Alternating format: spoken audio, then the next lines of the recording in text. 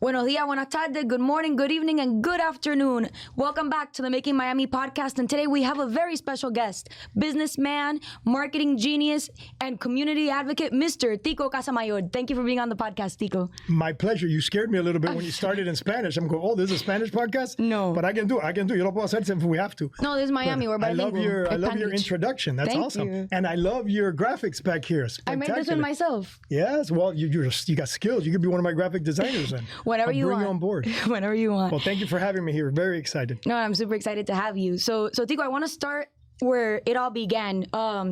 Being an entrepreneur isn't something that's new to you. In fact, you and I have something in common, which is that we both grew up with entrepreneurial parents. And long before you were ever involved with marketing products, your dad was working in that area with printing. Talk to us a little bit about what that was like and growing up in that way. All right, I'm going to start. It's your job to cut me short because I'll go forever. You're a little bit off on how it all started. Okay. It actually started in 1946 in Cuba with my great-grandfather, who had a printing company over there in Cuba and hotels and all that. Then my grandfather took that over. And then my dad, when he was like 12 years old, came to the U.S. Okay. When he came to the U.S., basically did the same thing. He started at a print shop as an employee, then opened up his own. I think I was about 8 or 9, 10 years old when that happened. And I remember being there. Actually, he had me breaking the tile on the front office because it was black. He wanted to get rid. So I remember being on my knees, hitting the tile and chopping it up to change the front tile. So that's the beginning of the entrepreneurial experience for me. So that happened, went throughout school. I remember that I wanted to play football. I went to Pace High School, Monsignor Edward Pace High School. I wanted to play football, so I went, I tried out. He hears about it, and he goes, oh no, you're a short Cuban kid. You're not going to succeed in football. So he tells me you have to start working. I found out years later it was to save me from major injuries and all the abuse that I was going to take as a football player. So I started working young. That's when I started. At the print shop, working in late nights, doing separations, which you don't know what that is, but before there were digital cameras, you would take a picture and then you'd have to separate that, convert that into a digital file. Yeah, from and there film. was a machine that did that, from film to digital. And that's what I would do at nights. Hundreds and hundreds of pictures, converting them to digital so that they can turn that into printing magazines. We would do what was back then the TV guide for Puerto Rico and all that. So that's how it all started. And then I eventually took over. Well, my brother and I split from the company on my dad's second or third wife, I forget which one. We left on our own, created our own company. And then I went back to the print shop. My brother kept the company we started and turned it into what's now called República Havas, which is one of the largest multinational marketing and advertising agencies in the world. Wow. So he's in that world and I'm back in the print world with my father. That's amazing. That's a short version of it. And we do digital marketing now, website development and all that. We've added on to our list of things that we do. That's fantastic. I mean, I can only imagine that your grandfathers and even your dad must be so incredibly proud. And there's that thing about legacy, right? I think that with entrepreneurial parents, there's always that thing of like, no, what are you doing at school, doing this and that? You're gonna come work at the store. I mean, with me, right? We had Metro PCS franchise stores and we expanded into like Miami, Naples, Orlando. And so I grew up in the stores. I learned to counting change and to read, helping customers with their payments, and I slept on the floor of those stores while they were under construction many times. And I think that that's such a foundational character decision factor, right, for most of us. Mm-hmm. How do you think that seeing your dad and your grandfather operate and have that passion for business mold and influenced you over time? It's funny. In my case, it force molded it into me, but most kids or when they're growing up and they see it, they want to do their own thing. And they go, I want to be my own person. I want to do my own thing. It happened with my son. I want to, I don't want the help from the family. But what's the first thing people tell you when you're out in business? It's who you know. It's what connections you have. So why in the world, if your family has created connections, has gone through all this stress, would you as the son or an heir of that not take advantage of it? It's ridiculous. I get it. I get it. You want to do your own thing. You want to be your own person. But don't waste your time developing all these connections that you could already have that comes from your family. You can grow the business in a different way. That aside, that way. In my case, it was, different. I basically was forced into the business and told, oh, you've got to work. And I did it. And it actually worked out great. I loved it. For, like I said, I ended up going and doing my own thing with my brother, and it worked out even better. But again, we used the knowledge and the people that we knew from the business that our parents, my father and his, father and grandfather started. So that's my biggest advice for kids that have a family, that have a business, that, you say, oh, I want to do my own thing, do it, but don't waste your time. In the end, it doesn't really matter. You're not going to be looked at as, it's not going to be nepotism. You're not going to be looked down on the contrary. To be able to take something that's already existed and continue it is a lot harder, than starting your own thing and trying to grow it from and growing it and being successful. Yeah, I mean, you already have that launch point, and I think you did it. I did it. Yeah. I keep the business going with my mom to this day, and I plan to keep it going with my siblings and hopefully with my kids. And that's how you build a legacy. That's how you build long-lasting things. And I find that it's such a shame when the kids don't keep it going. I mean, do you remember La Rosa Bakery? That's by... Of course, yeah. Yeah, I mean, that was started by the grandmother, and there was a time where all the politicians and everybody would go and visit there. And then, unfortunately, it kind of fell to the wayside. The grandkids wanted to do their own thing, but that was an amazing bakery, and it deteriorated, and then you had this amazing product, and then it's fallen to the wayside and will fade into history. But as a person that has that love for business and that's been ingrained in that, if you have that foundation, you can make it your own thing over time. And as I'm sure you and your brother did exactly that. And in fact, I find it really interesting how you were able to take that original vision and mold it to AC Graphics, and then your brother in his own way as well. How did you guys manage to do that, to apply your dad's original vision and your grandparents' original vision to what you're doing now? Well, to the first thing, which was my brother and I going and doing our own thing, that's my brother. My brother's a genius. And he's so smart that it's actually a detriment to him sometimes, because he parties and he can enjoy it and get away with it. If I party, I need 3 weeks to recover, and then my brain that's not that good, it doesn't come back. But him, he's a genius, and he created his company, and he's a multimillionaire now, and he's doing great.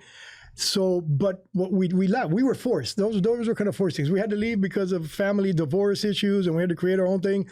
And then I came back to help my father through another divorce. So it's funny how that's how I ended up coming back. And it got me to hear, look at you, right? What you're doing now. All this is because of what you learned with your parents and sleeping on the floor of a Metro PCS and talking to clients and being able to talk. The personality you have, the fact that you're running a podcast at your age, that comes from the base that your parents created. Same thing with me. And again, it took me a long time before I clicked, because I couldn't be in front of a camera. My friend works for Channel 7. He's a news director. He sent a camera to my office one day to interview me, drenched in sweat, and I almost passed out my first ever time on camera. So who would have thought that now I'm hosting podcasts and I'm on, and I'm on your show, and I don't stop talking. My problem was being able to talk to people. Ahora eres Radio Bemba. No se calla. So the printing and the digital marketing, that all happened because, funny enough, my son, when he graduated college, he worked at an agency, and he came from the agency to do his MBA here, from Tallahassee down here to do his MBA. One day we're sitting and somebody mentions needing a website, but we're a printing company. I don't do that.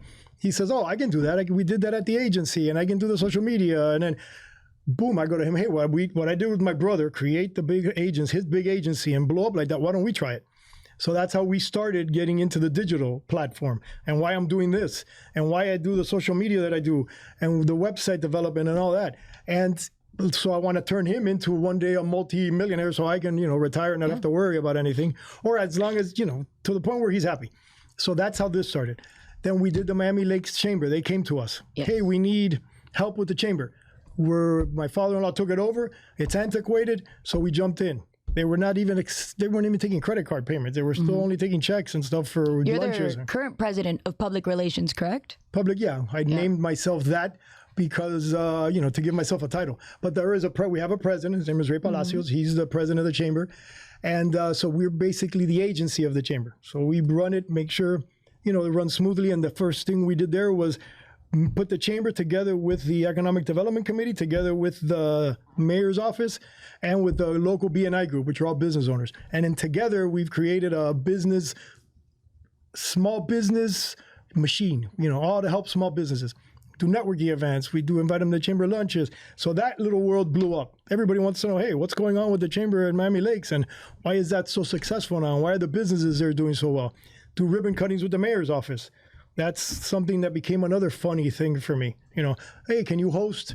Mostly because I was inappropriate and said inappropriate things, which I can because I'm not a politician, nor do I care to be. So you have that freedom. I was able to do whatever else. So we made it fun and funny. And then all the business owners in Miami Lakes wants a ribbon cutting. I got one tonight. I did one yesterday and I did one Saturday. And you'll do 5 more in the next couple of days? Probably, because now Strive 305, which is our other initiative that you're aware of, that comes from Mayor Levin Cava's office. It's all about helping the small businesses out there.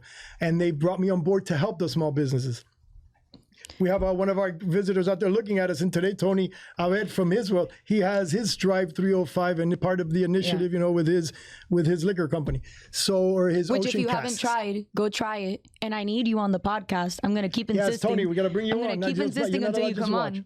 I'm too persistent. Yeah, Ocean Cast, Total Wines. He's got Guayabita rums and also Guayabita del Pinan. Tu naguitas son mía. I almost feel illegal, wrong saying that. Tu naguitas son mía tequila. Is that that's a lick? That's it. You're not getting any more. You want more, you get on the podcast. This is about me, not you. So I want to take a step back. So the Miami Lakes Chamber is actually very special in the sense that it's open to everybody. Other chambers of commerce you might see in Hialeah or Doral, it's just Hialeah businesses or just Doral businesses. And I don't mean to call anybody out, so please don't feel identified. But you guys are open to everybody. It's not just people that are in Miami Lakes. So talk to me a little bit about the idea behind that intention of making it that way. Well, like I told you, when we started, the chamber and the Economic Development Committee and the town, they were all at odds. They didn't get along. And how does that make sense? Everything's about the building of the small business. So we brought them all together. Now my son, Matthew, he's the chair of the Economic Development Committee. My father-in-law was the president, now Ray Palacio, president of the chamber. The BNI, all my friends, I'm in part of the BNI to bring them in together. So we put it all together. That model worked so well that other people came to me, believe it or not. People from Doral, people from Hialeah. Hey, what are you doing? How can we help? So I go, forget about how to teach you how to do it. Let's merge. Let's Miami Lakes Chamber be friends with the Hialeah Chamber. So Mandiana is a great friend. Let's work together. We're not competing against each other. On the contrary, we're working together. Everybody that's in Hialeah will buy from Miami Lakes. Everybody that's Miami Lakes can buy from Hialeah. Yeah. Same with Doral. Ettore Sabatelle, he's the editor of the Doral Family Journal. I work with him all the time and doing events together, and we promote them and push them all together. And then we start growing. Now the Stripe 305 is all of Miami-Dade County. So now we're going next level. Now Miami-Dade County, we're covering that. And I'll let you in on a secret that hasn't even come out yet. So I'm talking about it here today. We're a privileged group, guys. We have a Strive 954 in the works. So that's coming too, because why just 305? Yeah. 954, you know, Broward, everybody. Yeah, we can help all the small businesses there. It's about helping the small business has more people. There's more small businesses than, you know, covers more territory, more people, more employees than one Amazon. Mm-hmm. Yes, it's great to bring an Amazon. It's great to bring a Google. It's great to bring a Facebook. But we have over 98,000, I think, registered small businesses in Miami-Dade County. That's what runs Miami-Dade County. That's what the heart of Florida, the heart of counties of the government is the small businesses. 100%. And I think that the numbers show that although Miami is like this big economic catalyst, we have one of the highest failures for startup businesses, right? So within the first year, you have that statistic that over half of all businesses will fail in Miami-Dade. That's a really big risk. So we need to support those small businesses majorly, 100%. And something that's beautiful about business is that we thrive on collaboration. So like you said, you work with people from Doral, from Hialeah, with Mandianes. And so in that way, you all support each other and you create even more business because then you connect people from sister cities that are right near each other and then you can create a third opportunity. Like similar to the way that you and Tony have collaborated on the cooking podcast, right? Yeah. Which, shameless plug for my friend over here, Tico. Go watch the cooking podcast. It's amazing. You're going to learn some great stuff. But it's the fruit of ingenuity, of economics, of business. And helping people in that way also leads to helping in other ways in the community, such like how you have. I mean, you've played Santa for the Elderly Affairs Committee, holiday party. Where'd you get that from? I do my research. And you've even been involved with Veterans Affairs Councils and the Economic Development Boards that you mentioned and other events. Why did you branch out even more into the community beyond business? What drives you to give back in that way? Well, the Elderly Affairs was COVID. When COVID hit, the Elderly Affairs Committee, they meet once a month and they do bingo lunches, sometimes more than once a month. They would do bingo lunches. And if you go there, you'll be in shock because you'll be like, oh my God, you think it's kids. Everybody, always helping the kids, which is a beautiful thing. But when you see the Elderly Affair, the people getting together, this is their life. They go to the bingo lunches to entertain, to mingle, to network, to hang out, right? And it's so important to them. You're like, wow, I can't believe it. And I'm there with them, and when I went as Santa, I'm thinking, this is ridiculous. They asked me, Tico, can you be the Santa for the elderly affairs holiday Christmas lunch? I go, these people are going to laugh at me. They're going to hate it. When I walk into the hall and I come in and they called me Fit Santa because I didn't have a belly, but I walk in with and you wouldn't believe how many, they're all begged, pictures with me, please, so I can send my grandchildren. Pictures with me, Santa, please, Santa, come. It was incredible. They appreciated maybe even more than everybody else and kids. So when I saw that, I go, oh, I got to help. So during the COVID time, they canceled all these events, but they were still giving out food. So we would go to different restaurants, and then they would drive by, and we'd give them food from the restaurant. And that was part of what the Elderly Affairs was doing for all. So I was that guy, part of with the team, handing the food to the. And the biggest problem I had was them stopping and wanting to talk and hanging out. And we're talking, hey, what do you do? Oh my God, Tico, what are you? And then the people would be beep, go, because, Yeah. So they had to tell me, you got to stop talking so much. So then during Easter, I dressed up as an Easter bunny. And then I forget, for Halloween, I dressed up as a dog, and I almost died because it was very furry and it was hot. And it was something I borrowed from my son, a dog outfit of a cigarette smoking dog from a TV show. But I almost had a heart attack because it was, but it was spectacular. They love it. And then that started getting in the paper. And then I started taking pictures. And the next thing you know, I got my camera and I'm walking around with my camera going to all the events and generating content for the town, for the newspaper.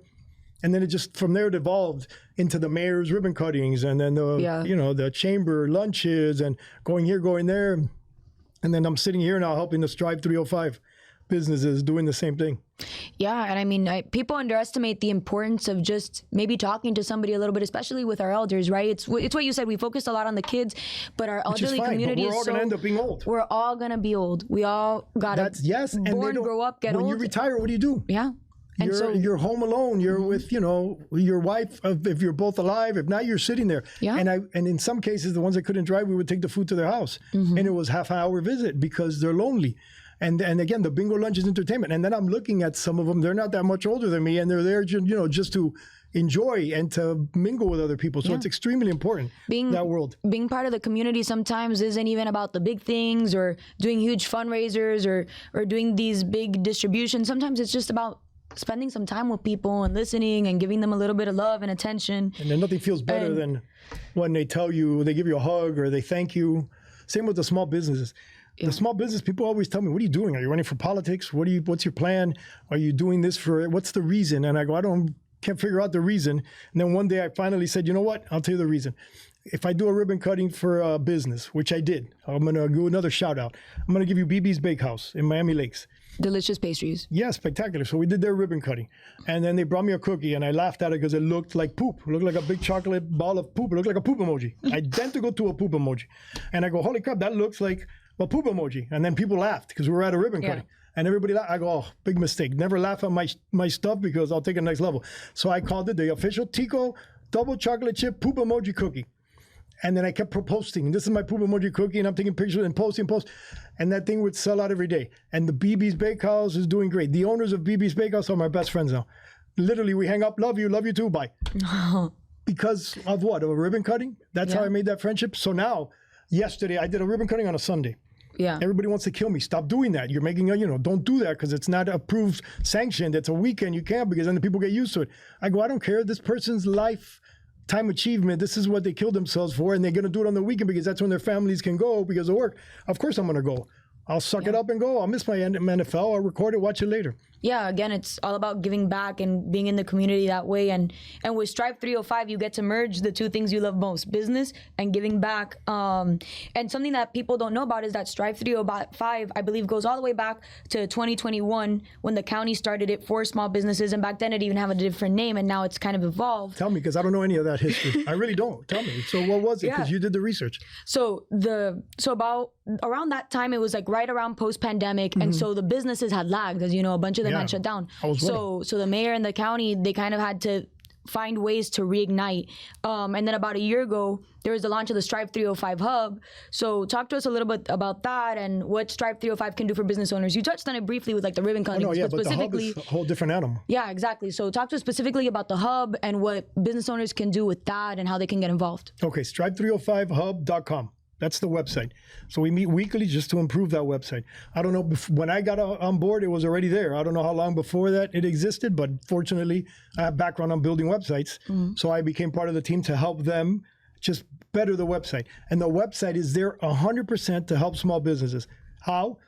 There's a section where you have financing. You need grant, you need financial assistance, SBA loans. You research there and you find the information that you need for your small business there. It's a hub, literally a hub for all financial needs that you could have depending on what position you're in. If you're a startup, if you've been around 2 years, I'll give you an example. There's something called I forgot the name, but there's a loan right now by Dade Federal Credit Union, $75,000 you can get a credit line. All you need is 2 years of existence, 620 or above in credit score, and you're almost guaranteed you can get that credit line. I don't know how many, they've given out millions and millions of dollars from that credit line alone, which can save a business. Someone during the COVID times that, just needed to survive a few months, somebody starting that, doing any kind of work on their business. So it's a great product. But there's financial assistance there. There's legal assistance and there's accounting assistance for free. Give you a beautiful example of how that can help. We had a case where somebody opened a hair salon. That hair salon, she signed her lease. Boom, my lease is done. She put 150 grand, redid her entire store. The lease she signed, she didn't have it reviewed. It was for a year. So once the year was up, the landlord says, okay, thank you, goodbye, you're out. She goes, what do you mean? I put 100. Your lease is for 1 year. Where an attorney is going to tell you if you're going to put this kind of money, you want a 10-year lease with renewable, or a year lease, but renewable on your terms. So those kind of things it helps with too. Same with accounting, if you need accounting assistance. Now, marketing. The number one most important thing that you need is marketing, which is what ribbon cuttings do as well. Yeah. That's why I love the ribbon cutting. It's like a little boost for the business. So ribbon cutting, instant content, it gets posted usually on towns. In the case of the town of Miami-Dade, they do them live and they post them. And then you're looking at 30, 40,000 people that are getting a look, it gives them a little boost. People know that they exist. They go and visit the store. Yeah. So how do you guys connect effectively, besides the ribbon cuttings, obviously, because the mayor sometimes comes to those and then the other local officials of that area come. But how do you make sure that those business owners make effective relationships with their local officials? Well, that's kind of on them. They have to. Yeah. They're going to get the exposure. They've got to make the most of that opportunity. They're going to get the exposure during the ribbon cutting to them, build a relationship right there. Invite them to come back, join, that you can become, in the case of Miami-Dade, you can join committees, be part of the committees, if your business requires it. Some businesses don't need that, the political assistance. What you want is connection to the community. So that's why you do that ribbon cutting. That's why you promote yourself through there and then generate one of those ribbon cuttings can generate a good month's worth of content. You know how important content is, and how hard it is to get. And organic content is the most important content, that you need for your promotional. So that's a great thing about those ribbon cuttings. But that is also on the hub. You can request them through there. You can request all throughout Dade County, not just Miami Lakes. The Strive 305 hub, you can request that there. You can request a proclamation. Let's say you have a 20-year-old, a 30-year-old business.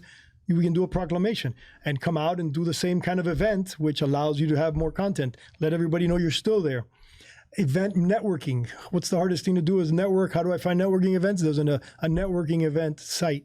Part of the site is events and things like that. So you have all these different services and things in the Strive 305 Hub website.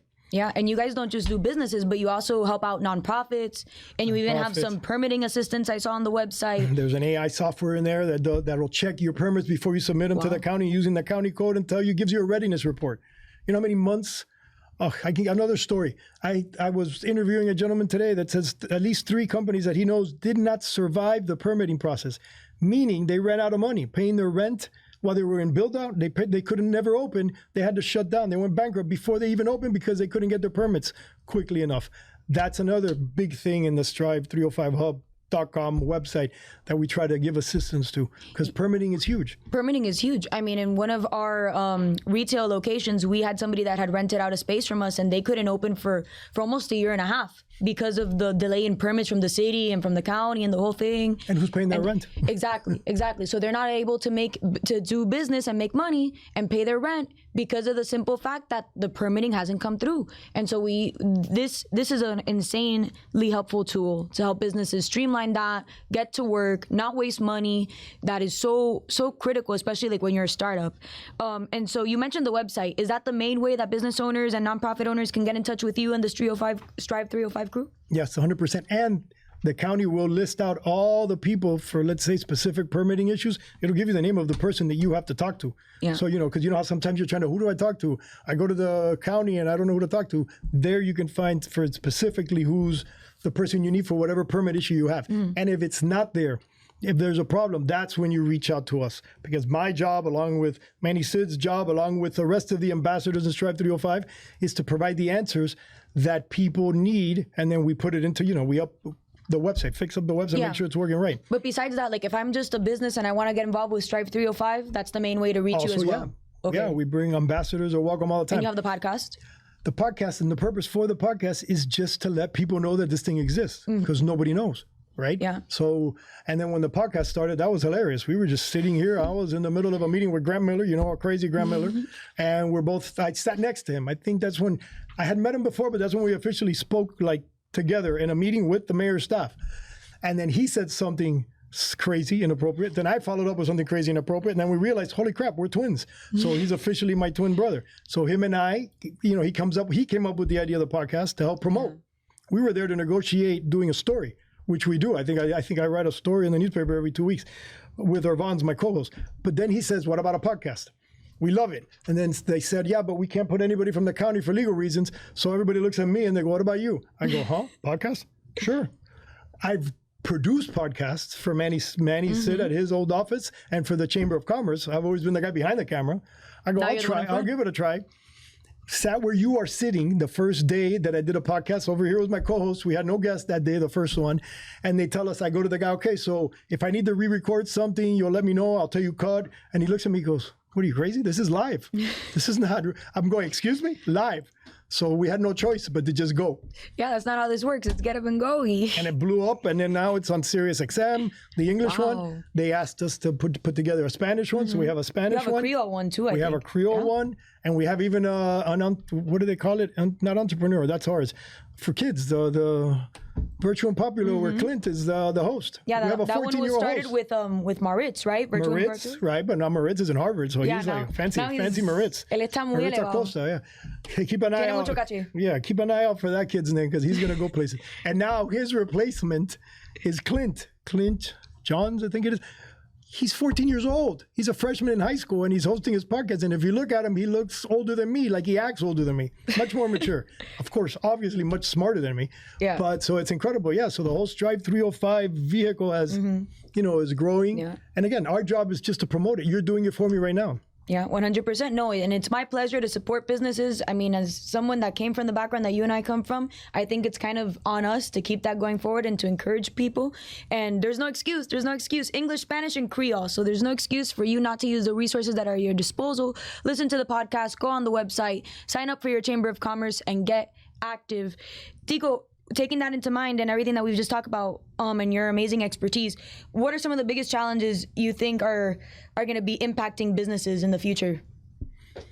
In the future, it's funny because coming from the printing world, back in the day, it was all about marketing. Marketing is the hard part to me. If the thing that people have to figure out how to do. It's the hardest thing to do because there's a lot of competition and everybody's opening up a business.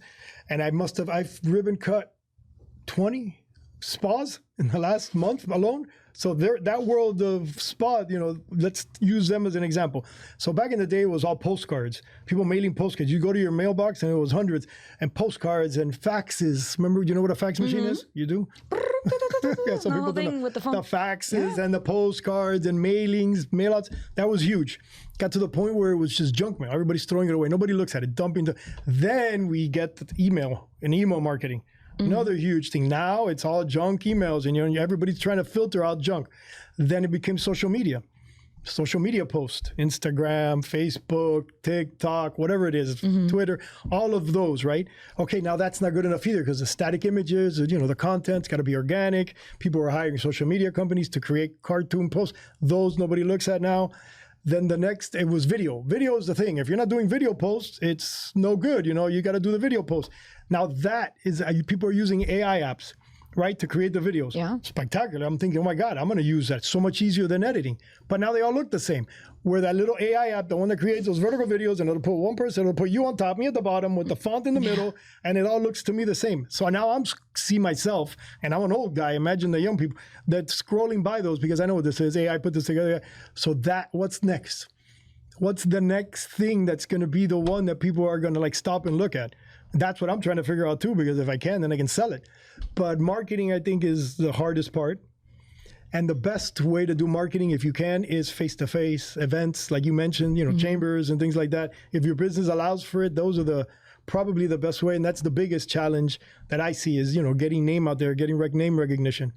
Podcasts are another thing. Yeah. But now everybody and their mom has a podcast, So who knows, is podcast going to be the thing, or is it video blogs? Because this isn't really a podcast, right? We're doing a show. Yeah. There's a different thing. I ask you too, what are you? You're smarter than I am, you're younger than I am, and you're obviously much better at doing a podcast show than I am. No. So what do you think? What do you think is going to be the next big thing in the world of marketing? Because that's what I think is the hardest thing to do for your small business. I think that as we shift into AI and the world of like this oversaturated image cycle, and all AI images kind of end up looking the same as you mentioned, right? And then they have all these wonky side effects, like you'll have 7 fingers. That human capital is going to become a much more desired asset, but then not everybody's going to be able to meet that demand. And so it's going to be a challenge of making yourself as a person worth being paid a salary, worth having those skills, and being able to bring something to the table that an automated free platform cannot. And so it's all about making yourself valuable and skills that the AI doesn't know how to do yet, those soft skills, and perhaps even the corrective skills, right? Being able to remove that 7th finger and making it look natural. So it's all about capitalizing on the fact of our humanness, right? Yeah, and thinking, what is it people want to see? What does it people need? Yeah. AI is just going to generate whatever you tell it to generate, or you, and like I said, duplicate, and everybody's going to copy and use the same app, and it's all going to look the same. Standing out amongst the sea of all that same saturated content. So I, believe it or not, owning a printing company, I've seen a buildup of postcard mailings again, and catalogs, because catalogs disappeared. Yeah. Because everybody's, you can see your catalog online. But I'm starting to see those things come back, printed catalogs, and getting them in the mail. And I'm like, what is this? Because there's nobody getting them. So that's something new. So it's almost like retro, where it's retro. The printing has become a retro thing that people are doing again. And the same it'll happen, I guess, in the world of the social media. Yeah. In the digital world. I ribbon cut, or yesterday and again today, a studio, which is a content studio. You rent it to do content. That's a great idea. Yeah, it's like a WeWork situation. You rent the studio. Yeah, you use it you can rent it monthly or however you want. You can monthly subscription. But that's a great idea, because now you can create more original content that you can't do on AI, let's say. Mm-hmm. So that kind of world, maybe that's a good way to promote and do things. When it comes to, you said the difficulty in business, right? You see difficulty? Yeah. What are some of the biggest changes you see coming? Yeah, I mean, when you do the world in your accounting world, in the legal world, money financing and all that, like I said, you have something like a Stripe 305 to help you out, and you have That's why I said the marketing is the hardest part, because you have to be different. You have to be new to be able to get the market share that you want. 100%. So I say that, to me, that has to be where the biggest changes are going to come. And now my last question, and you kind of touched on this earlier, but what would you recommend to somebody who's not even like us, that's starting from zero, no entrepreneurial parents, starting from an empty field, ground zero, a young person starting out who wants to go down a similar path as you in business and marketing and all this type of stuff? What would you recommend to them? Number one, you got to get rid of one thing, because there's the one thing that stops everybody from succeeding, and it's fear. Fear is the number one thing that'll stop you, which is why it's easier when you're younger. Because if you're not married, if you don't have kids, if you don't have responsibilities, you can take risks, right? But if you have all that and you have a passion, go for your passion, get rid of fear, because the fear will stop you from succeeding.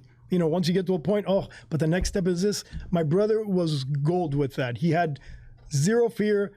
I was the chicken. I was always the one stopping him, but he was like, no, we got to go to the next level. We got to do this. How do we look like if we're big? I need a Porsche. I think he tricked me on that one, because I need a Porsche so it looks like we're bigger than what we are, because that's what sells. And I'm going, all right, fine, but it didn't make sense to me. I think he was trying to be cool, but he's a successful millionaire now, so I'm not going to criticize. So get rid of the fear, take chances. Don't be afraid to take the chances, and then find other people that that are successful in what you want to do, and learn from them. Get a mentor, but don't get stuck to a mentor, because if a person like you would get a mentor and you're going to outdo them within a week or two, or who knows, in a month you're done, you're past them. Don't get stuck with them. Move on to the next person and keep growing, because you're always, to grow, you've got to outdo your mentor. Your mentor's job is to take you to a level, and then you go and keep going, and then find your next one and your next one. Again, fear is what will stop you, because you'll feel guilt. Oh, I can't leave him. He's the one that got me to this point. I go, no, thank you very much. I love you. Next. Yeah. And go. And it doesn't negate that you love him, but eventually the student must outshine the master, and you got to grow and go into your next phase of life. And so that and getting over your fear and just being confident about it and taking risks is what it's all about. Take the risk. Again, if you're young and you have nothing to lose, good for you. Now go full force. Don't be afraid. Yeah. If you have fears of whatever, that you have a family you've got to maintain, then you've got to be, you got to plan out a little bit more. But again, don't let the fear stop you from moving on to the next level. Yeah. That's what's always stopped me. Yeah. And that's why I got tricked into doing a live podcast. If I would have known, I probably wouldn't have shown up. I would have just been too scared to show up. So, you got to get lucky sometimes too. Yeah. Where you heard it, guys. Get over your fears. Ponte la pila. Get out there. Take some risks. I like it. Ponte la pila. And be willing to grow and evolve and change and be prepared. And thank you so much, Tico, for everything, for your story, for your wisdom, for talking to us about Strive 305 and the amazing things that are going on for business owners. It's been great to have you. My pleasure. Thank you very much. And one more piece of advice. If you can get on this podcast right here with this young lady right here, that's your first step to success. Thank you. Success. I can't even say the word. And if you can get Tico to join you, even better. We'll come together. I'll come with you. Thank you very much. Thank you.